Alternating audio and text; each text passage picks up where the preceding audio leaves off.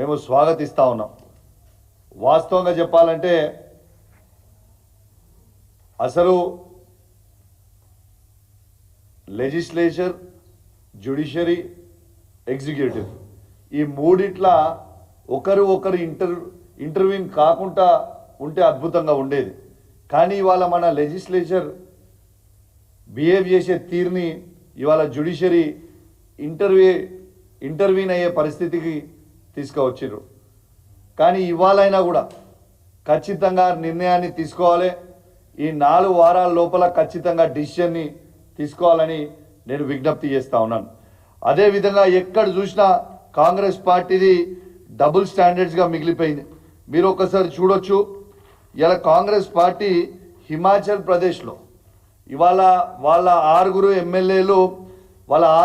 ఎమ్మెల్యేలు బీజేపీ పార్టీకి ఓటేసినప్పుడు విదిన్ 48 అవర్స్లో వాళ్ళని డిస్క్వాలిఫై చేసారు కాంగ్రెస్ పార్టీ. అక్కడ డిస్క్వాలిఫై చేసి లేటెస్ట్గా నిర్ణయం ఏం తీసుకున్నారు, ఇవాళ వాళ్ళకి డిస్క్వాలిఫై అయిన ఎమ్మెల్యేస్కి పెన్షన్ కూడా ఇవ్వద్దని ఒక డిసిషన్ తీసుకున్నారు. మరి అక్కడ కాంగ్రెస్ పార్టీయే, ఇక్కడ కూడా కాంగ్రెస్ పార్టీయే కదా. మరి డబుల్ స్టాండర్డ్స్ ఎందుకు మెయింటైన్ చేస్తూ ఉన్నారని చెప్పి నేను అడుగుతా ఉన్నాను. హిమాచల్ ప్రదేశ్లో ఏమో డిస్క్వాలిఫై చేస్తారు, కర్ణాటకలేమో కాపాడుకుంటారు, తెలంగాణలేమో ఇన్సెంటివ్స్ ఇచ్చి జాయిన్ చేసుకుంటారు. ఇది వీళ్ళ పరిస్థితి.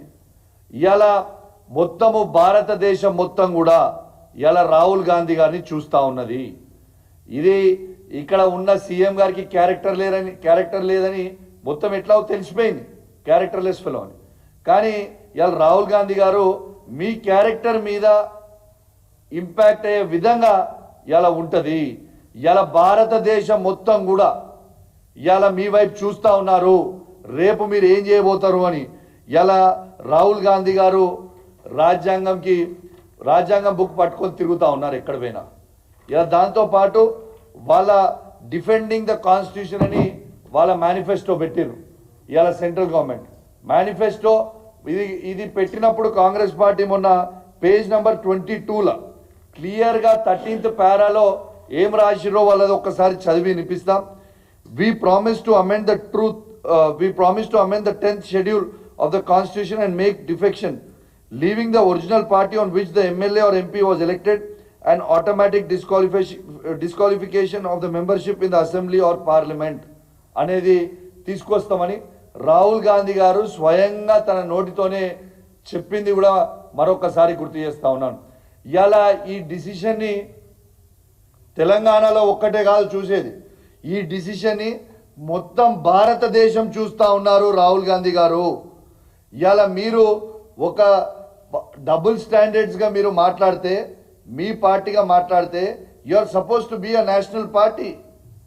అంటే మీ నేషనల్ పాలసీ అనేది భారతదేశంలో ఏ రాష్ట్రంలో మీరు అధికారంలో ఉన్నా ఒకటే ఉండాలా.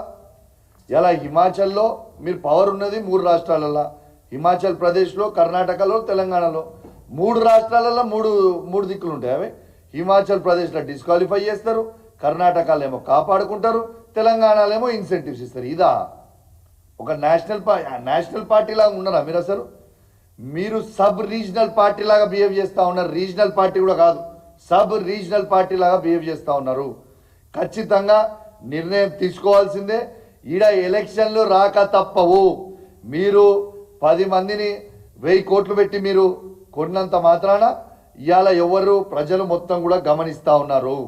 ఇవాళ రేవంత్ రెడ్డి గారు సంపాదించిన అవినీతి సొమ్ముతోని ఇవాళ మా 10 మంది ఎమ్మెల్యేలను ఒక్కొక్కరికి 100 కోట్ల రూపాయలు ఇచ్చి ఇవాళ వాళ్ళని కొన్నారు.